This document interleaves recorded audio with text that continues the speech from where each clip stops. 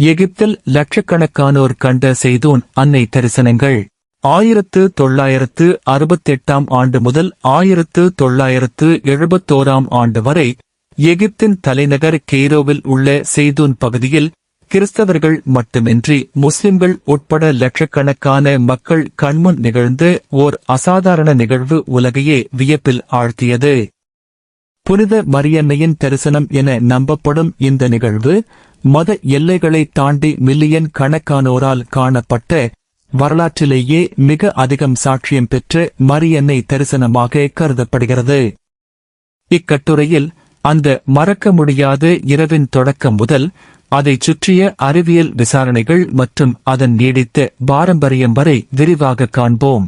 கெய்ரோவின் அந்த அதிர்ச்சி இரவு 1968 ஆண்டு ஏப்ரல் 2 இரவு செய்தூன் பகுதியில் உள்ள புனித மரியன்னை காப்டிக் ஆர்த்தடாக்ஸ் தேவாலயத்திற்கு எதிரே பணிபுரிந்த ஃபரூக் முகம்மது அத்வா என்ற முஸ்லிம் பேருந்து பழுதுபார்ப்பாளர் தேவாலயத்தின் மேற்கூரையில் வெண்ணிற ஆடை அணிந்த ஒரு பெண் உருவத்தைக் கண்டார்.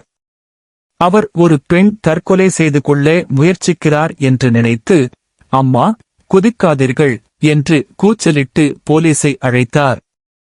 அவருடன் இருந்த வேறு சிலரும் அதே உருவத்தைக் கண்டனர். போலீசார் முதலில் இது தெருவிளக்குகளின் பிரதிபலிப்பு மட்டுமே எனக் கூறி கூட்டத்தை கலைக்க முயன்றனர்.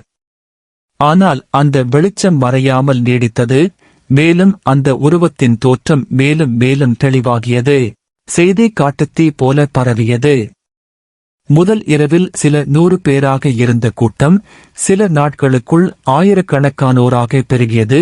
மேலும் உச்சக்கட்ட இரவுகளில் இது 2,50,000க்கும் மேற்பட்டோரை எட்டியதாக மதிப்பிடப்படுகிறது. இதனால் செய்தோனின் தெருக்கள் முழுவதும் நெரிசலடைந்தன. இந்த நிகழ்வு நடந்த காலகட்டம் எகிப்தியர்களுக்கு மிகவும் கடினமான ஒரு தருணமாக இருந்தது. 1967 ஆண்டு 6 நாள் போரில் இஸ்ரேலிடம் படுதோல்வியடைந்த எகிப்து சினாய் தீபகற்பத்தையும் தன் விமானப்படையையும் ஆயிரக்கணக்கான வீரர்களையும் இழந்திருந்தது.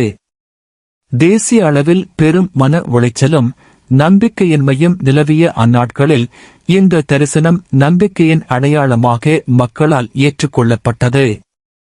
இது தொடர்ந்து 3 ஆண்டுகளுக்கும் மேலாக நீடித்தது. நம்ப முடியாத ஒரு காட்சி.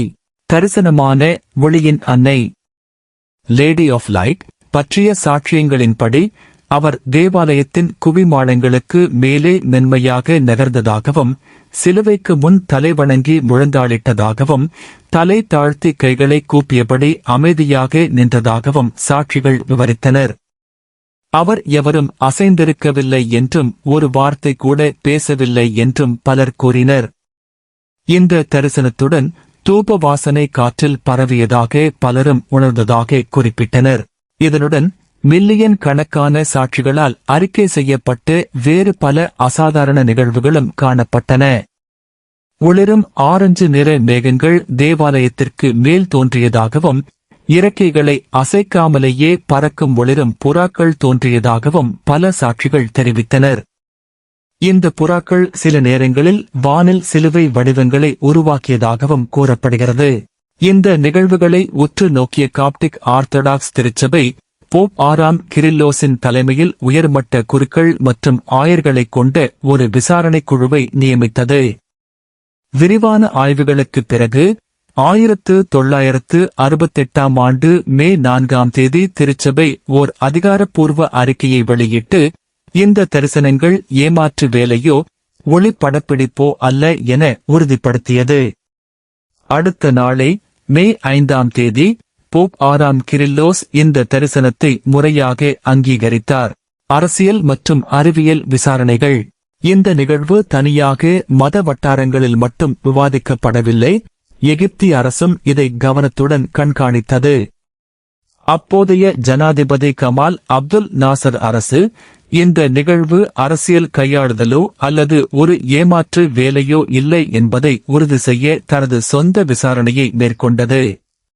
வியப்பான தகவல் என்னவெனில் நாசர்தானே ஒரு தரிசன இரவில் நேரடியாக அந்த ஒளியை கண்டதாக பல்வேறு எகிப்திய மற்றும் அயல்நாட்டு ஆதாரங்கள் தெரிவிக்கின்றன.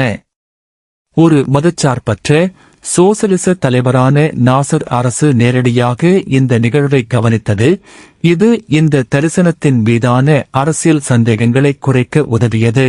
அறிவியல் ரீதியாக இதை விளக்க முயன்ற அதிகாரிகள் முதலில் இது வெறும் மின் விளக்குகளின் பிரதிபலிப்பு என்று கருதினர்.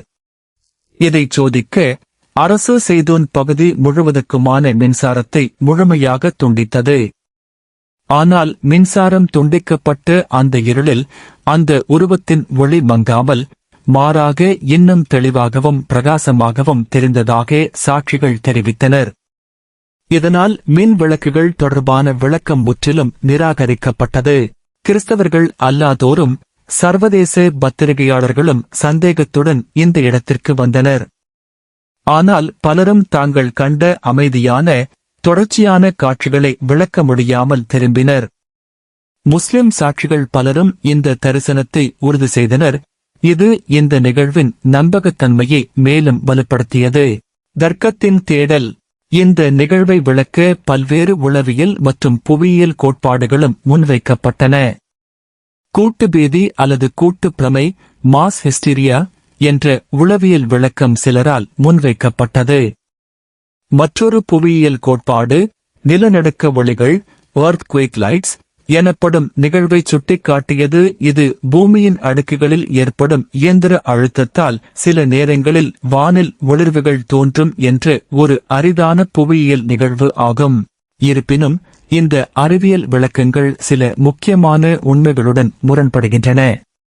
இந்த தரிசனங்கள் தெளிவாக புகைப்படம் எடுக்கப்பட்டன, மேலும் இவை 70 இரவுகளுக்கும் சில அறிக்கைகளின்படி 1000 இரவுகளுக்கும் மேலாக ஒரு குறிப்பிட்ட கணிக்கக்கூடிய அளவில் தொடர்ந்து தோன்றின. கூட்டு பிரமை என்பது பொதுவாக ஒரு தற்காலிக திடீர் நிகழ்வாகவே இருக்கும். இவ்வளவு நீண்ட காலத்திற்கு இவ்வளவு பரந்த மற்றும் பன்முகத்தன்மை கொண்ட மக்கள் தொகையிடையே தொடர்ச்சியாக நிகழ்வது அரிதாகும். வத்திக்கானும் பிற சர்வதேச மத நிறுவனங்களும் இந்த நிகழ்வை வகைப்படுத்துவதில் சிரமப்பட்டன. ஏனெனில் பொதுவாக மரியன்னை தரிசனங்களில் காணப்படும் பேச்சு வடிவிலான செய்திகள் இதில் இல்லை. ஆனால் இந்த தரிசனம் ஏராளமான காட்சி சான்றுகளையும் மில்லியன் கணக்கான சாட்சிகளையும் கொண்டிருந்தது. இந்த தேவாலயம் காப்டிக் தேவாலயமாக இருந்ததால் வத்திக்கான் அதிகாரப்பூர்வமாக இந்த விசாரணையை காப்டிக் திருச்சபையிடமே விட்டுவிட்டது. இருப்பினும் புனித இருதய சபையின் கன்னியாஸ்திரிகளும் இந்த தரிசனங்களைக் கண்டு விரிவான அறிக்கையை வத்திக்கானுக்கு அனுப்பினர். அதைத் தொடர்ந்து ஒரு பிரதிநிதியும் அங்கு வந்து பார்வையிட்டார். ஒற்றுமையின் பாரம்பரியம். செய்தூன் தரிசனங்களின் மிக முக்கியமான விளைவுகளில் ஒன்று, அது எகிப்தில் முஸ்லிம்களுக்கும் கிறிஸ்தவர்களுக்கும் இடையே ஏற்படுத்திய அரிய ஒற்றுமையாகும். சாதாரண காலங்களில் பதற்றம் நிலவிய மத்திய கிழக்கு பகுதியில் இந்த தரிசன இரவுகளின் போது முஸ்லிம்களும் கிறிஸ்தவர்களும் தோள் தோளாக நின்று ஒன்றாக அந்த ஒளியைக் கண்டு வியந்தனர். மதம் என்ற வேறுபாடு அந்த தருணங்களில் மறைந்தது என பல சாட்சிகள் நினைவு கூர்கின்றனர். இன்றும் 2026ஆம் ஆண்டிலும் கூட செய்தூனில் உள்ள புனித மரியன்னை தேவாலயம் ஒரு முக்கிய யாத்திரை தலமாகவும் ஆன்மீக சிந்தனைக்கான இடமாகவும் தொடர்ந்து விளங்குகிறது. உலகின் பல்வேறு பகுதிகளில் இருந்தும் யாத்ரீகர்கள் இங்கு வந்து குணமளிப்புகள் நடந்ததாக கூறப்படும் இந்த புனித தலத்தில் ஜெபிக்கின்றனர்.